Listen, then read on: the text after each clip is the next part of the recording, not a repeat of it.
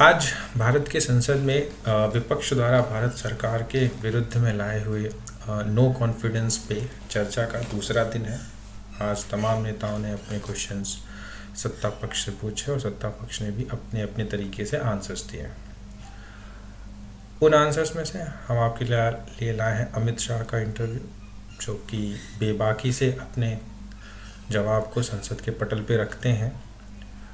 इस वीडियो में हम देखेंगे कि उन्होंने कैसे मणिपुर पर हुई हिंसा के ऊपर पूछे गए विपक्ष के क्वेश्चंस का आंसर कैसे दिया, उन्होंने क्या क्या तथ्य रखे हैं और क्या क्या जवाब दिया, उन्होंने विपक्ष को भी कैसे अपने आंसर्स के थ्रू लपेटे में लिया।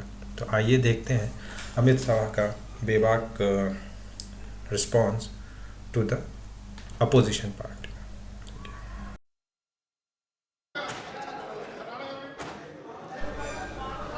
मान्यवर, अब मैं मणिपुर की बात करना चाहता हूं।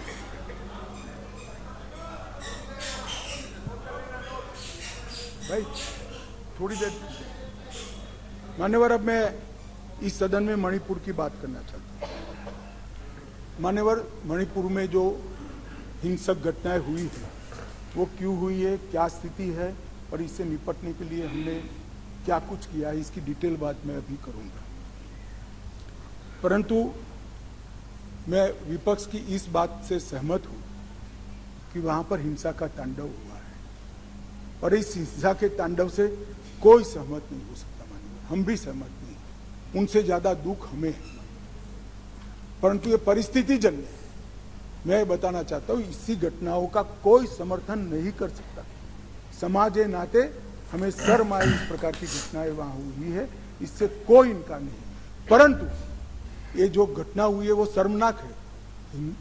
उस घटना पर राजनीति करना इससे भी ज्यादा शर्मनाक है। मान्यवर,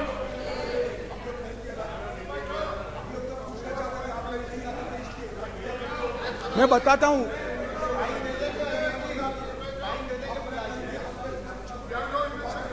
ओके, प्लीज। ये गलती आपकी है यार, आपके टाइम में बोलना पड़ेगा। मेरे टाइम में सारे इल्जाम, प्लीज गलती आपकी है। हम तो सवाल पूछने वाला है और आप हमारे ऊपर दोबारा इल्जाम थोपने की कोशिश कर रहे हैं। सियासत तो आप कर रहे हैं, हम कहाँ सियासत किए। प्रधानमंत्री गए नहीं, प्रधानमंत्री जी की उपस्थिति।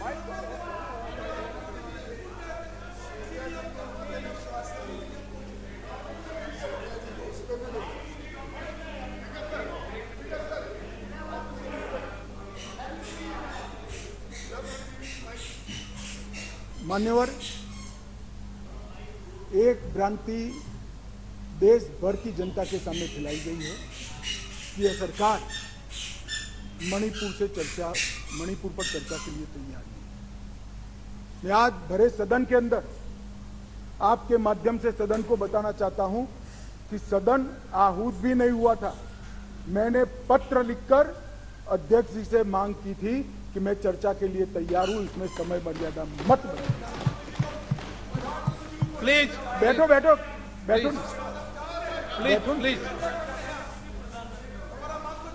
Please please.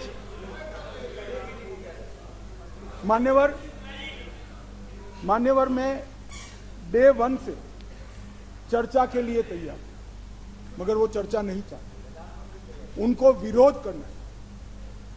और मैं कहना चाहता हूं, मेरी चर्चा से संतुष्ट न होते तो फिर कहते प्रधानमंत्री करे, प्रधानमंत्री विचार भी करते। मगर आप सदन में चर्चा ही न होने दो। मणिपुर जैसे महत्वपूर्ण मुद्दे पर गृह मंत्री को अपना पक्ष न रखने दे। किस प्रकार की डेमोक्रेटिक व्यवस्था चाहते हैं माननीय? और क्या आप सोचते हो कि शोर शराबा कर आप मुझे चुप कर दोगे? आप चुप नहीं कर सकते हो। 130 करोड़ की जनता ने हमें चुनकर यहां भेजा है, हमें सुनना पड़ेगा। आप चुप नहीं कर सकते हो। मान्यवर, मैं आज बताना चाहता हूं और बड़ी संवेदना के साथ आपके माध्यम से इस देश के 130 करोड़ लोगों के सामने मणिपुर की हालिया हिंसा क्यों हुई है और क्या चल रहा है और सरकार ने क्या उपाय किए, ये भी बताना चाहता हूं। मान्यवर, मैं पास्ट में मणिपुर में क्या हुआ ये भी बताऊंगा। अब मैं जब बताऊंगा तब ये कहेंगे कि पुरानी बातों को हमें सुनाने के लिए कह रहे हो। ना जी, मैं संवेदनशील आदमी हूँ मान्यवर, मैं पुरानी बातों को राजनीतिक हिसाब किताब के लिए नहीं सुना रहा। इसलिए नहीं सुना रहा कि आपके समय में भी हुआ था, हमारे समय में भी हुआ, होता है का अप्रोच हमारा नहीं है, ये यूपीए का अप्रोच है। हमारा अप्रोच होता है का नहीं है, हम टॉलरेट नहीं कर सकते। मैं पुरानी हिंसाओं को इसलिए बताना चाहता हूँ कि मणिपुर की नस्लीय हिंसाओं के स्वभाव को जनता ने जानना पड़ेगा। नस्लीय हिंसा मणिपुर में जब जब होती है तब किस प्रकार से होती है वो भी जानना पड़ेगा। इसलिए मैं पुरानी हिंसाओं को भी रखूंगा। आपके मन में ये भ्रांति न हो, ये सवाल ना आए कि पुराना क्यों बता रहे। मान्यवर, 6 साल से करीब 6.5 साल से मणिपुर में भारतीय जनता पार्टी की सरकार है। मणिपुर में भारतीय जनता पार्टी सरकार बनी तब से 3 मई तक एक भी दिन कर्फ्यू नहीं डालना पड़ा। मैं मेरी बात आग्रह के साथ कहना चाहता हूँ। मणिपुर में भारतीय जनता पार्टी की सरकार के 6 साल पूरे हो गए।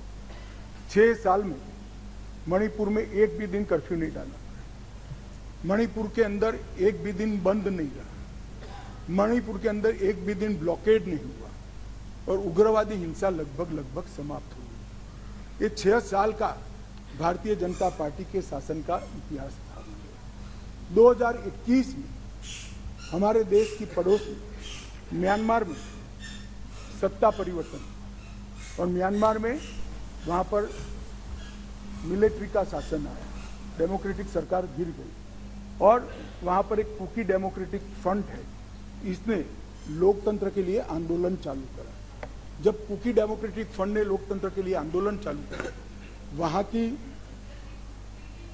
मिलिट्री शासन ने इन पर कड़ाई करना शुरू की, दबिश बनाना शुरू की और चूंकि म्यांमार की बॉर्डर फ्री बॉर्डर है मान्यवर, वहां फेंसिंग नहीं है और आज से नहीं, आजाद हुए तब से नहीं फेंसिंग नहीं है, तो बहुत बड़ी मात्रा में मिजोरम और मणिपुर के अंदर कुकी भाइयों का वहां शरणार्थी नाते यहाँ आना शुरू हुआ। मैं इसलिए कहना चाहता हूं मान्यवर, क्योंकि उनका झगड़ा मणिपुर की मिलिट्री से था और दबिश शुरू हुई इसलिए अरे म्यांमार की मिलिट्री से था और दबिश शुरू हुई इसलिए वो यहाँ पर आए।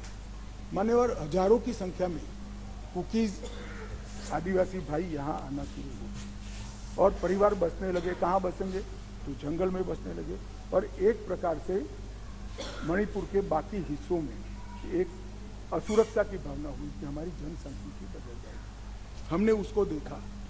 उसी वक्त मान्यवर हमने गृह मंत्रालय में 2022 में निर्णय किया कि अब ये बॉर्डर को खुला नहीं कर सकते, बॉर्डर बनानी पड़ेगी, फेंसिंग करनी पड़ेगी। हमने 10 किलोमीटर फेंसिंग पूरी कर दी है, 60 किलोमीटर का काम चालू है और 600 किलोमीटर का सर्वे चालू है।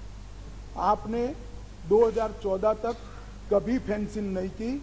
हमने दूरंदेशी से 30 में दंगे हुए, 21 में ही फेंसिंग का काम शुरू कर दिया था। 10 किलोमीटर ट्रायल फेंसिंग बन चुकी है, 60 किलोमीटर का काम चालू है और 600 किलोमीटर का सर्वे बाकी, जिससे ये घुसपैठ को रोका जा सके। फिर एक अनरेस्ट खड़ा होने लगा क्योंकि वहाँ जनसांख्यिकी बहुत निर्णायक होती है। मानिए घाटी में कुकी भाई रहते हैं, पहाड़ पर ट्राइबल भाई रहते हैं, तो उनके घाटी में मतई रहते हैं और पहाड़ पर कुकी और नागा ट्राइबल भाई रहते हैं। तो एक जनसांख्यिकी के बदलाव का बड़ा दबाव रहता है कि हमारी संख्या, हम अल्पमत में आ जाएंगे। तो इसके लिए हमने लगभग जनवरी महीने से हमने वहाँ पर जितने भी शरणार्थी आए थे उनको एक परिचय पत्रक देने की शुरुआत की। इनका थंब इम्प्रेशन लिया, आई इम्प्रेशन लिया और थंब इम्प्रेशन और आई इम्प्रेशन को वोटर लिस्ट और आधार कार्ड के नेगेटिव लिस्ट में डालने का काम किया। ऐसा नहीं है मान्यवर कि यहाँ गृह मंत्रालय के कंट्रोल रूम में कोई आंख मूंद कर हुआ। 2023 में दंगा हुआ, 21 में हमने फेंसिंग चालू करी, 22 में हमने फेंसिंग चालू करी और 23 की शुरुआत में हमने थंब इम्प्रेशन और आई इम्प्रेशन लेने की शुरुआत की और उसको भारत के वोटर लिस्ट और आधार के नेगेटिव लिस्ट में डालने की। फिर भी ये जिस प्रकार से संख्या बढ़ती गई, एक असुरक्षा की भावना मतई लोगों में फैलती गई। मान्यवर, ये जो वहां पर एक फ्री रेजिम है, नेपाल की तरह वहां पासपोर्ट नहीं चाहिए।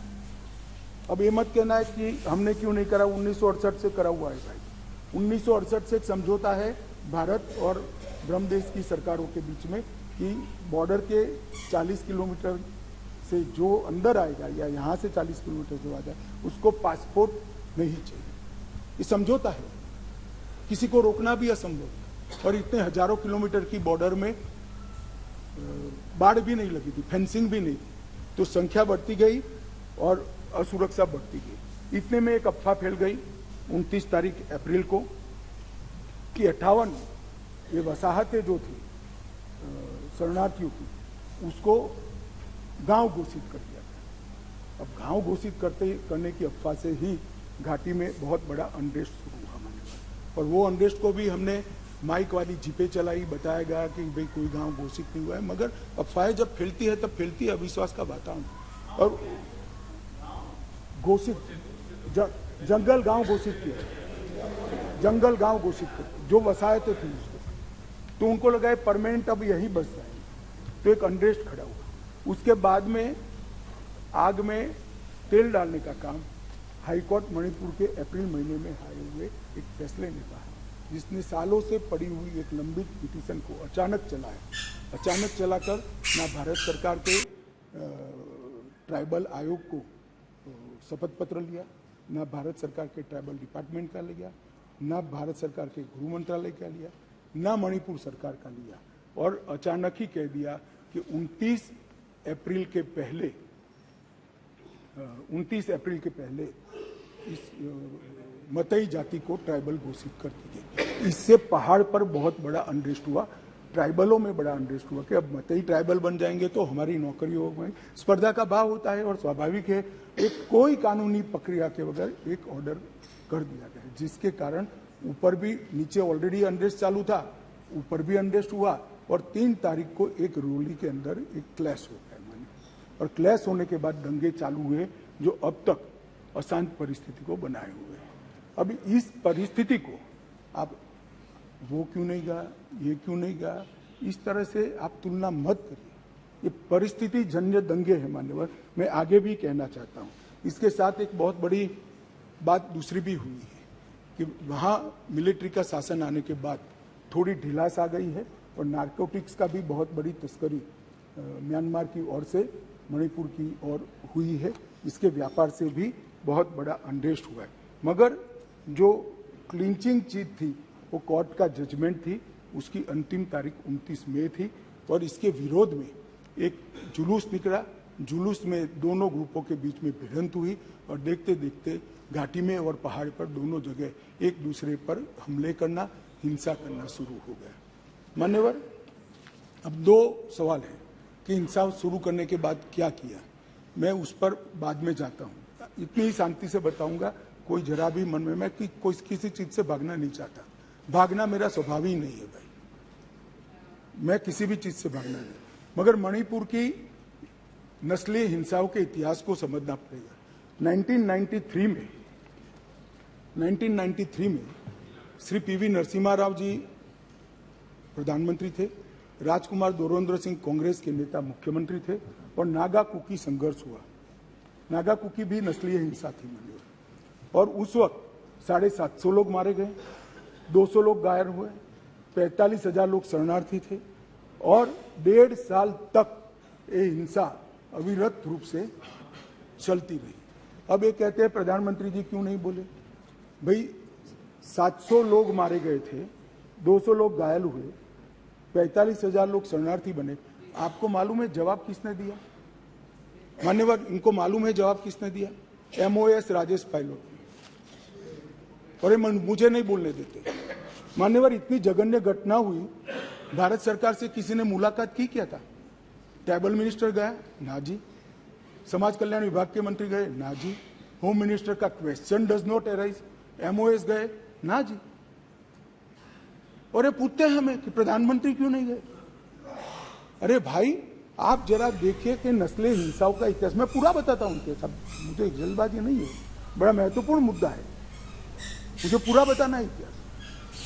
संसद के अंदर विपक्ष बोलते बोलते थक गया, गृह मंत्री जवाब देने के लिए खड़े नहीं हुए, एमओएस ने जवाब दिया मान्यवर, और ये लोग प्रधानमंत्री जवाब दे वो मांग से पूरा पार्लियामेंट होल्ड करे हुए। मान्यवर 1993 में दूसरी बार संघर्ष हुआ, मतई पंगल संघर्ष हुआ, 100 लोग मारे गए, वो भी 1 साल तक चला, और राज्यसभा में गृह मंत्री ने जवाब दिया, बस लोकसभा में, और ये कह रहे हैं प्रधानमंत्री जवाब दे। मुलाकात की किसी ने नहीं की, ना गृह मंत्री ने, ना एमओएस ने, किसी ने नहीं की। फिर इंदर कुमार गुजराल आए 97-98 में, कुकी पाइते संघर्ष हुआ, 350 लोग मारे गए, 1 साल तक संघर्ष चला, ये भी नस्लीय हिंसा। मैं टेररिज्म की घटनाएं नहीं गिना रहा, नस्लीय हिंसा समझा रहा हूं। 1 साल तक चला, चर्चा ही नहीं हुई, स्टेटमेंट भी नहीं हुआ, सवाल भी सारे खारिज कर दिए गए, और ये कहते हैं प्रधानमंत्री जवाब दे। और मैं डे 1 से कह रहा हूं मान्यवर, मैं जवाब देने के लिए तैयार हूं, मेरी ड्यूटी है, मैं देश के प्रति जवाब दे हूं, संसद के प्रति जवाब दे हूं, विपक्ष के प्रति भी जवाब दे हूं, मैं आपको जवाब देने के लिए। मुझे बोलने नहीं देते हैं, ये किस प्रकार का लोकतंत्र है मान्यवर? तो अब तो बोलने ही दोगे, अब तो बोलने ही दोगे दादा। मैं पहले की बात कर रहा हूं, पहले की बात कर रहा हूं। और हमारे गोगाई जी कहते हैं मौन तोड़ने के लिए लाया गया। अरे भाई, मौन रखने वाले तो हार गए और वहां बैठ गए, हम तो बोलने वाले हैं, जवाब देने वाले हैं। हम मौन नहीं रखते, मौन आप रखते हैं। हमें कुछ नहीं छुपाना, हमारा कोई आदमी इसमें इन्वॉल्व नहीं है। मैं नाम बोलना नहीं चाहता, गृह मंत्रालय के रिकॉर्ड पर नेताओं के नाम है। सुनना है तो बता दूं, आप खड़े होकर कह दो बताओ तो मैं बता देता हूं, नाम सुनना है।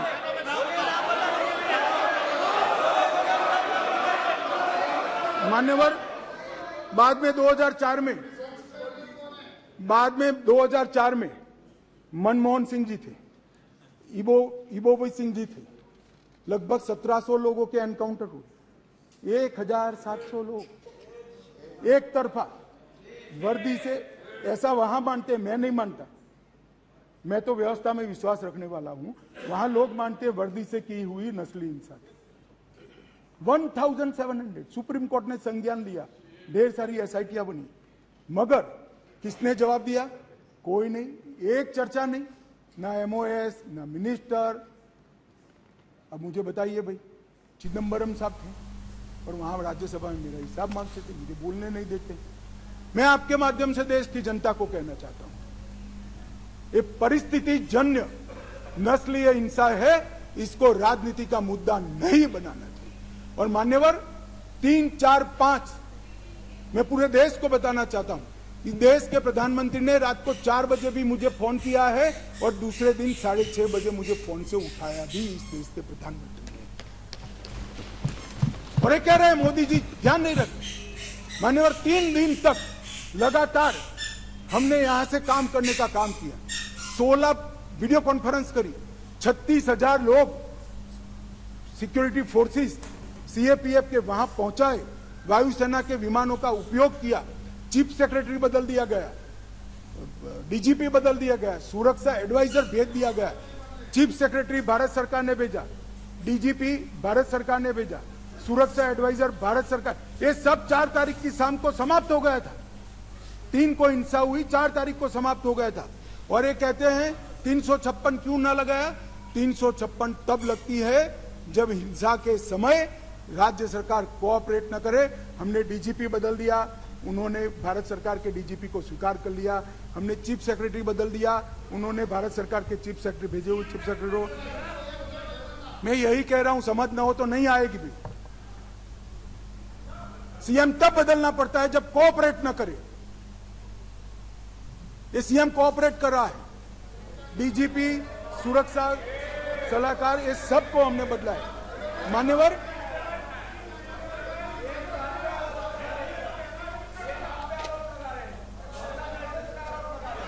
भाई बैठ जाओ। कृपया आप इतनी चिंता करो कि मैं आसाम पर न जाऊं। मान्यवर यूपीए के शासन में वहां नाकाबंदी की जाती थी, ब्लॉकेट लगाए जाते थे। एक साल में 139 दिन से 30 दिन तक का ब्लॉकेट रहा, 5 साल तक ब्लॉकेट लगे और उस वक्त पेट्रोल के दाम 1200 रुपये तक पहुंचे थे। हमने 28 दिन में पूरा काम पूरा कर रेलवे को वहां पहुंचा है और अबाधित रूप से आज सप्लाई वहां पर चालू है और दामों को बढ़ने नहीं, अबाधित रूप से।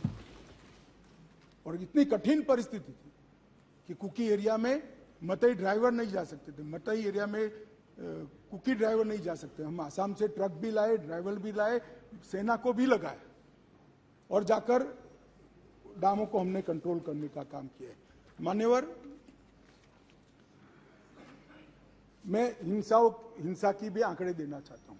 मैं क्यों कह रहा हूं कि आप राजनीति कर रहे हो, मैं लॉजिक के साथ कह रहा हूं। मान्यवर, अब तक 152 लोग मारे गए, इसमें कोई छुपाने की जरूरत नहीं है। ये सोशल मीडिया के जमाने में छिप भी नहीं सकता है और हमारा स्वभाव भी छिपाने का नहीं है। मान्यवर, 152 लोग मारे गए, इसकी एनालिसिस क्या है? मई में 107 मारे गए, मई महीने में। आज हम अगस्त में, जून में 30 मारे गए, जुलाई में 15 मारे गए और अगस्त में अब तक 4 मारे गए। मान्यवर, मई में जो 107 मारे गए उसमें से 68 लोग 3, 4 और 5 में पहले 3 दिन में ही मारे गए। मैं इसके माध्यम से ये कहना चाहता हूं मान्यवर कि हिंसा धीरे धीरे कम हो रही है। हम हिंसा में की आग में तेल डालने का काम न करें।